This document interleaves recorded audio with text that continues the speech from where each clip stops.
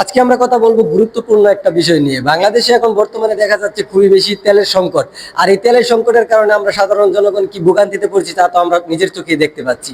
বড় পাম্পে গেলে দেখা যায় বিশাল বড় বড় লাইন, তারপরে হচ্ছে তেল পাওয়া যাচ্ছে না, লাইনে একদিন দুই দিন দাঁড়ায় থাকে, তারপরেও তেল পাচ্ছে না। তাছাড়াও আরো অনেক অনেক সমস্যা, এখন শুধু পরিবহন খাতের সমস্যা আমরা দেখতে পাচ্ছি, এছাড়াও আরো কি কি সমস্যা হতে পারে তা এখন আমরা চলেন জেনে নিই। তার আগে প্রথমে আমরা জেনে নিই তেলের সমস্যা কেন হচ্ছে। তো এটা তো অবশ্যই আপনাদেরকে আর বলার কিছু রাখে না, মধ্যপ্রাচ্যে যুদ্ধের কারণে তেলের সমস্যা হচ্ছে। কারণ আমাদের বাংলাদেশে বেশিরভাগ তেল আমদানি করা হতো সৌদি আরব, দুবাই, কুয়েত, কাতার, আরব আরব আমিরাত থেকে এবং ইন্ডিয়া থেকে। আর ইন্ডিয়ারাও মূলত ওই মিডল ইস্টের থেকেই তেল আমদানি করতো ইন্ডিয়ানরা, আর সেই ইন্ডিয়ানরা আবার আমাদের কাছে বিক্রি করতো। এখন যেহেতু মিডল ইস্টে সমস্যা বা মধ্যপ্রাচ্যের সমস্যা দেখা দিয়েছে, যে কারণে ইন্ডিয়ানরা তেল আনতে পারতেছে না আর আমাদেরকে তেল দেওয়া বন্ধ করে দিয়েছে। ঠিক এরকম সংকট মুহূর্তকালে বাংলাদেশের তেলের একটা সাধারণ প্রভাব আমরা দেখতে পাচ্ছি। হ্যাঁ, এখন হচ্ছে কি কি সমস্যা হতে পারে, আমরা এর জন্য আমরা সাধারণ মানুষ কি কি ভোগান্তিতে পড়তে পারি। এক নম্বর ভোগান্তিতে তো আমরা নিজেরা দেখতেই পাচ্ছি যে এটা জ্বালানি তেলের কারণে আমরা পরিবহন খাতে বিরাট বড় একটা ধাক্কা পড়েছে। যে আমরা তেল পাচ্ছি না, দাঁড়িয়ে থাকার পরে অনেক গাড়ি, 20 টাকা দামের গাড়ি থাকা সত্ত্বেও আমরা চালাতে পারতেছি না সাধারণ অল্প কিছু টাকা দামের তেলের জন্য, কারণ তেলের সংকট পড়তেছে। এখন তার পরবর্তীতে আমরা যে সমস্যাগুলো পড়বো সেগুলো আরো ভয়ানক আকারে ধারণ করবে। হ্যাঁ, এভাবে যদি চলতে থাকে যুদ্ধ এবং তেলের সংকট যদি আরো একটানা যদি কিছু 2-3 মাস দেখা দেয় থাকে, তাহলে আমরা বিশাল বড় সমস্যার সম্মুখীন হতে যাচ্ছি। সবাই প্রস্তুত থাকবেন বড় একটা সমস্যার সম্মুখীন হতে। জ্বালানি যাতায়াত খাত তো দেখলাম আমরা।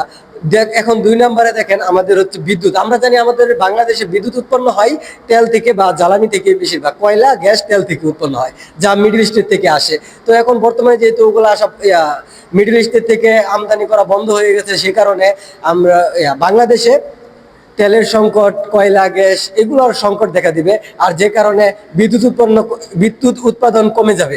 আর বিদ্যুৎ উৎপাদন কমে গেলে বাংলাদেশের ঘাটতি পূরণের জন্য বিশেষ কিছু জায়গা বাদে প্রায় সকল জায়গায় বিদ্যুতের লোডশেডিং দেখা দিবে বা বিদ্যুৎ বিভ্রান্তি দেখা দিবে। আর এ কারণে আমরা ওই বর্তমানে আমাদের জীবনের বিদ্যুৎকে যেমন আমাদের জীবনের একটা অংশ হিসেবে ধরে নিয়েছি, সেখান থেকে আমাদেরকে বিদ্যুৎকে আবার ত্যাগ করতে হবে।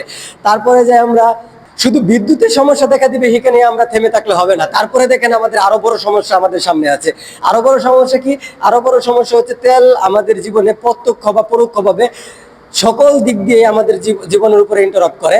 যেমন যেমন ধরেন তেলের কারণে বিভিন্ন কলকারখানা, ইন্ডাস্ট্রি এগুলা বন্ধ হয়ে যাবে, কারণ তেলের কারণে বিদ্যুৎ উৎপন্ন হবে না বা জেনারেটর চালানো যাবে না, যে কারণে বড় বড় মিল ফ্যাক্টরি বন্ধ হয়ে যাবে। এতে অনেক কর্মসংস্থান নষ্ট হয়ে যাবে।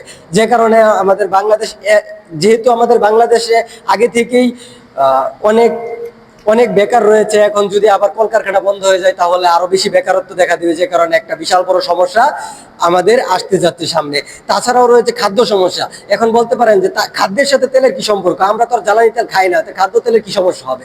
হ্যাঁ, খাদ্য তেলের সমস্যা হবে, সরাসরি ভাবে খাবারের সাথে সমস্যা হবে না, এটা পরোক্ষভাবে সমস্যা হবে। কেমন?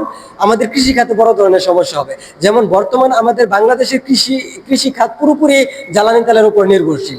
যেমন ধরেন আমরা বীজ ধান উৎপাদন থেকে শুরু করে একদম ধানের ফলন পর্যন্ত বা অন্য যে কোনো কৃষিখাতে যে কোনো ফসল উৎপাদনের একদম বীজ থেকে শুরু করে ফসল উৎপাদন একদম গড়ে আমাদের খাবার উপযোগী করার আগ পর্যন্ত প্রায় প্রত্যেকটা ক্ষেত্রে আমাদের ইলেকট্রিক অথবা তেল দ্বারা নিয়ন্ত্রিত যন্ত্রপাতির প্রয়োজন হয়ে থাকে। আর যেহেতু তেল বা ইলেকট্রিকের সমস্যা হয়ে যাবে, যে সে কারণে আমাদের ওই সকল জায়গায় সমস্যা দেখা দেবে। এতে কি হবে? এতে আমাদের উৎপাদন হার অনেক হ্রাস পাবে, যে কারণে আমাদের খাদ্যের সমস্যা দেখা দিবে। আর খাদ্যের সমস্যা দেখা দিলে আপনারাই জানেন যে মার্কেটে খাদ্যের দাম থাকে ডিমান্ড আর সাপ্লাইয়ের উপর নির্ভর করে। ডিমান্ড বেশি হলে খাবারের ডিমান্ড বেশি আর সাপ্লাই কম হলে এটা দাম বেড়ে যায়, ডিমান্ড কম এবং সাপ্লাই বেশি হলে দাম কমে যায়। যেহেতু আমাদের ডিমান্ড থাকবে মার্কেটে, যেহেতু আমাদের বাংলাদেশ 20 কোটি মানুষের দেশ, তো ডিমান্ড তো কখনো শেষ হবে না, প্রত্যেকেরই খাবার খেতে হয়। তো ডিমান্ড আমাদের থাকবেই, কিন্তু আমাদের সাপ্লাই কমে যাবে। সাপ্লাই কমে যাওয়ার কারণে খাবারের দাম অনেক বেড়ে যাবে। এতে করে কি হবে?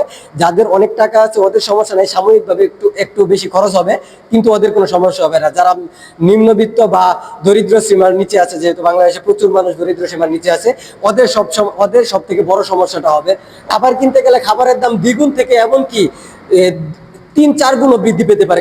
প্রত্যেকটা খাবারের প্রত্যেকটা পণ্যের মূল্য দ্বিগুণ থেকে 3 গুণ 4 গুণ হারেও বৃদ্ধি পেতে পারে, কারণ উৎপাদন কমে যাবে, সে কারণে আমাদের দাম বেড়ে যাবে। তারপরে তাছাড়াও আছে বিদেশি থেকে আমরা আমদানি করি। অনেকে বলবে যে আমরা বাংলাদেশ থেকে তো সব উৎপাদন করতে পারি না, বিদেশ থেকে আমদানি করি। হ্যাঁ, আমরা বিদেশ থেকে কি দিয়ে আমদানি করি? হয়তো বা বিমান, কার্গোবাহী বিমান, অথবা জাহাজ দিয়ে। জাহাজ চালাইতেও তেল লাগে, কার্গোবাহী বিমান চালাইতেও তেল লাগে। অতএব ওইগুলাতেও সমস্যা দেখা দিবে। যদিও আনা যায়, দাম পড়বে অনেক বেশি, যে কারণে আমাদের পণ্যের মূল্য নিশ্চিত বৃদ্ধি পাবে। এটার জন্য সবাই প্রস্তুত থাকেন। তাছাড়াও আরো বড় বড় অনেক সমস্যা দেখা দিবে, তা এখন আর না বলি, ভিডিওটা আর বড় করলাম না। তো আপনারা ভেবে দেখেন যে আমাদের এই তেলের সংকটের কারণে কি কি সমস্যা হতে পারে জীবনে। কারণ আমরা এই তেল ছাড়া জীবন কি আদৌ চালাতে পারবো? একটা সময় পারতো, কিন্তু এখন আমাদের পক্ষে মনে হয় না এটা পসিবল বলে মনে হবে। যদিও পারে, এটা খুব বড় একটা ধাক্কা। সবাই দোয়া করবেন যেন আমাদের বাংলাদেশ সরকার, যেহেতু নতুন গঠন হয়েছে, ওনারা যে কোনোভাবে এটাকে নিয়ন্ত্রণ করার চেষ্টা করবে। ইনশাল্লাহ আমরা আশাবাদী যে ওনারা এটা দক্ষতার সাথে নিয়ন্ত্রণ করবে ইনশাল্লাহ, বা এটার বিকল্প কোনো কিছু বের করে নিয়ে আসবে।